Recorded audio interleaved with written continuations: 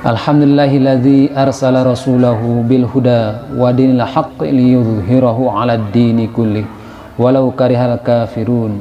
Asyhadu an la ilaha illallah wa asyhadu anna Muhammadan abduhu wa rasuluh. Allahumma sholli wa sallim ala sayyidina Muhammadin wa ala alihi wa ashabihi ajmain. Ittaqullah wa la tamutunna illa wa antum muslimun.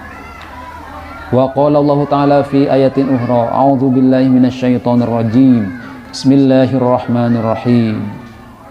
Ya ayyuhalladzina amanu taqullaha wa qulu qawlan sadida yuslih lakum a'malakum wa yaghfir lakum dzunubakum wa may yuti'illaha wa rasulahu faqad faza fawzan 'azima. Shadaqallahul 'azim. Ma'asyiral muslimin jamaah salat Jumat rahimakumullah. Pertama-tama marilah kita panjatkan puji dan syukur kita kehadirat Allah Subhanahu wa Ta'ala, yang mana pada hari yang cerah ini kita ditakdirkan berada di tempat yang paling mulia di muka bumi ini, yaitu masjid-masjid Allah Subhanahu wa Ta'ala, di waktu yang mulia, yaitu waktu hendak melaksanakan perintahnya, dan juga di hari yang paling mulia, yaitu Sayyidul Ayyam, hari Jumat, dan juga alhamdulillah berkumpul bersama orang-orang yang paling mulia, yaitu orang-orang yang beriman pada Allah Subhanahu wa Ta'ala. Dan juga yang kedua, kita harus bersyukur pada siang hari ini Allah takdirkan kita berkumpul di tempat ini. Allah masih mentakdirkan ada iman dan Islam dalam hati kita. Mengapa? Karena di luar sana orang-orang yang waktunya banyak, hartanya banyak, badannya sehat, akan tapi ketika dipanggil hayya 'alas shalah, hayya 'alal falah, dia memalingkan mukanya, bahkan dia tidak melangkahkan kakinya menuju panggilan Allah Subhanahu wa Ta'ala. Akan tapi kita ketika mendengar panggilan hayya 'alas shalah, hayya 'alal falah, alhamdulillah kita bergegas melangkahkan kaki kita ke tempat yang mulia ini untuk memenuhi panggilannya, yaitu sholat Jumat secara berjamaah.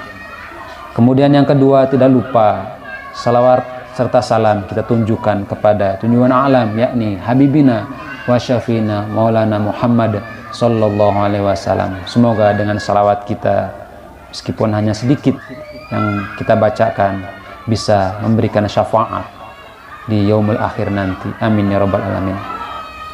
Ma'asyiral muslimin jamaah salat Jumat rahimakumullah. Sedikit ada pesan, sudah pesan takwa dari Rasulullah sallallahu alaihi wasallam.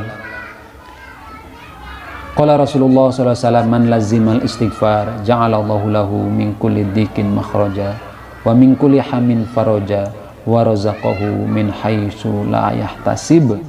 Yang kurang lebih artinya, Rasulullah sallallahu alaihi wasallam bersabda, barang siapa yang melazimkan istighfar atau mendawamkan istighfar, sering membaca istighfar, maka Allah Subhanahu wa Ta'ala akan memberi kemudahan kepadanya di saat ia sulit. Kemudian yang kedua, Allah akan memberikan kegembiraan di saat ia sedih. Dan yang terakhir, tidak cukup sampai di situ, Allah pun memberikan hadiah untuk orang-orang yang senantiasa beristighfar kepada Allah Subhanahu wa Ta'ala, yaitu Allah akan memberikan rizki dari jalan yang tidak disangka-sangka. Wa razaqahu min haitsu la yahtasib. Inilah manfaat, fadilah, keutamaan kalau kita senantiasa memperbanyak istighfar kepada Allah Subhanahu wa Ta'ala. Saudaraku, bagi siapa saja yang merutinkan taubat, merutinkan istighfar kepada Allah Subhanahu wa Ta'ala, maka Allah Subhanahu wa Ta'ala akan memberinya karunia yang tak terhingga. Di antaranya adalah Allah Subhanahu wa Ta'ala memberikan ketenangan dan kelapangan di dalam hatinya dari keadaan sebelumnya yang sesak, sempit, galau, dan tertekan. Selain itu, Allah juga akan memudahkan ia menemukan jalan keluar dari setiap permasalahan yang menghimpitnya. Allah juga akan mendatangkan rizki dan pertolongan untuknya dari jalan yang tidak pernah kita duga-duga. Mengapa demikian, saudaraku? Sungguhnya segala karunia Allah itu sudah tersedia, sudah terbentang luas. Setiap jalan keluar dari berbagai masalah kita sudah tersedia jalannya. Segalanya mungkin ada di sisi Allah Subhanahu wa Ta'ala. Setiap masalah kita, solusinya sudah ada dari Allah Subhanahu wa Ta'ala. Setiap kebutuhan kita, kecukupannya sudah tersedia. Sayangnya semua itu terhalang. Mengapa demikian? yaitu tentu terhalang oleh dosa-dosa kita. Bayangkanlah, kita sedang mengendarai mobil, sementara di luar hujan turun dengan derasnya dan kaca depan pun kotor, ditambah wiper yang rusak. Apa akibatnya? Kita akan merasa cemas dan gelisah karena kita tidak bisa melihat jalan di depan kendaraan kita. Kecemasan kita itu bukanlah karena tidak ada jalan, akan tapi karena kita tidak bisa melihat jalan itu. Pandangan kita terhalang oleh kaca yang kotor dan wiper rusak sehingga tak bisa membersihkannya. Cemas, gelisah, takut, bukan karena tidak ada jalan, tetapi takut karena tidak bisa melihat jalan. Dari penggambaran di atas bisa kita ambil pelajaran bahwa setiap masalah yang kita hadapi bukanlah tidak memiliki solusi. Solusi itu ada, terbentang luas, tetapi kita terhalang oleh dosa-dosa kita, oleh hilaf dan salah kita kepada Allah Subhanahu wa Ta'ala.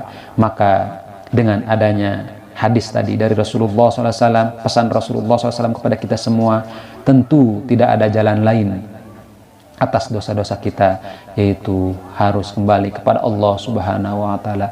Ya ayyuhalladzina amanu tubu ilallahi taubatan nasuha, yaitu kembali kepada Allah dengan tobat nasuha, yaitu dengan cara memperbanyak istighfar, mohon ampun kepada Allah Subhanahu wa Ta'ala.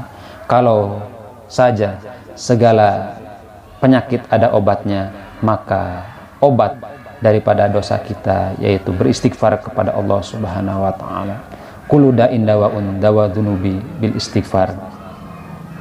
Ma'asyiral muslimin jamaah salat Jumat rahmatullah. Semoga dengan berkumpulnya kita hari Jumat di tempat yang mulia ini, dengan istighfarnya nanti di khutbah yang kedua kita bersama-sama, Allah Subhanahu wa Ta'ala menurunkan rahmat dan ampunannya hingga kita selesai menjalankan perintah Allah Subhanahu wa Ta'ala ini, selesai khotib, turun daripada mimbar, selesai sholat Jumat, nanti Allah Subhanahu wa Ta'ala menurunkan rahmat dan ampunannya hingga kita kembali ke rumah dalam keadaan suci, bersih, tanpa dosa sedikit pun. Amin amin lahirabbil alamin. Barakallahu li wa lakum fil Qur'anil azim wa nafa'ani wa iyyakum bima fihi minal ayati wa dzikril hakim wa taqabbala minni wa minkum tilawatahu innahu huwal ghafurur rahim.